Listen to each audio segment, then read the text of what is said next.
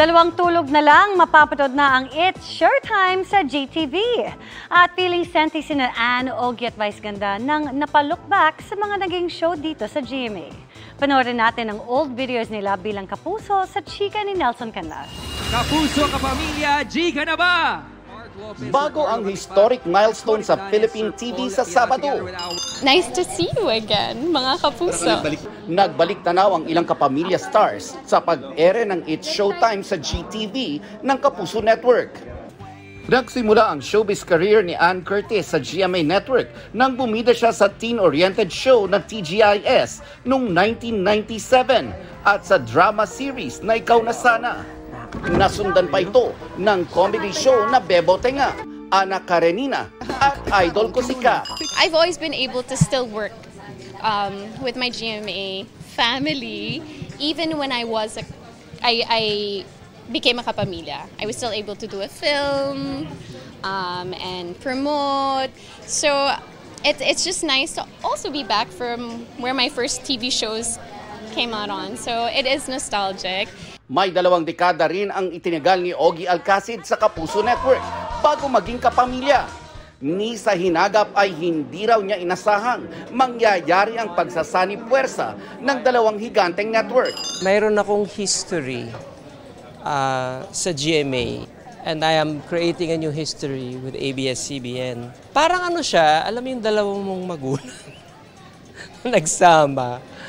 So para sa anak, it's very emotional. But more than that, it's a sense of gratitude. Full of gratitude naman si Vice Ganda sa Kapuso Network dahil bago pa siya maging unkabogable performer.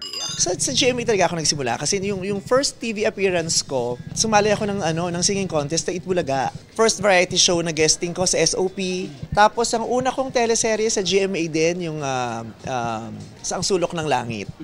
Tapos ang una kong comedy show sa GMA din, yung Comedy Central Market. Oh yeah. Tapos unang morning show ko, Sis. Kasi nag-semireg ako sa Sis dati. Sa kanyang speech sa Grand Contract Signing event kahapon, ipinunto ni GMA Chairman and CEO Attorney Felipe L. Gozon na nagagalak siya na pinili ng ABS-CBN na ilipat ang programang It's Showtime sa GTV ng Kapuso Network. Gaya ng alam nyo na, ang demographics ng mga nanonood ng TV at ang kanilang mga tastes ay laging nagbabago.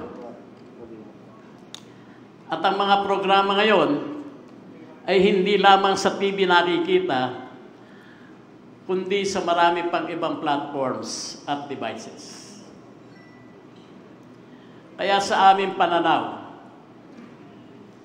ang pinagsamang skills, expertise, experience, and resources ng ABS at GMA can be characterized as very formidable.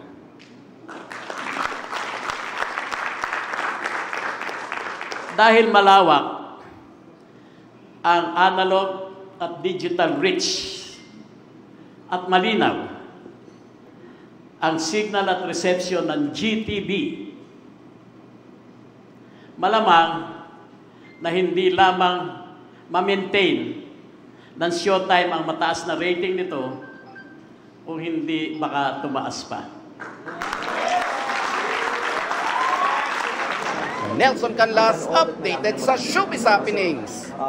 Good news mga kapuso! Maaari niyong mapanood ang 24 oras at iba pa naming mga newscast sa aming YouTube channel. I-click lang ang subscribe button na lalabas sa screen. Sa mga kapuso abroad, maaari niyo kaming masubaybayan sa GMA Pinoy TV at sa www.gmanews.tv.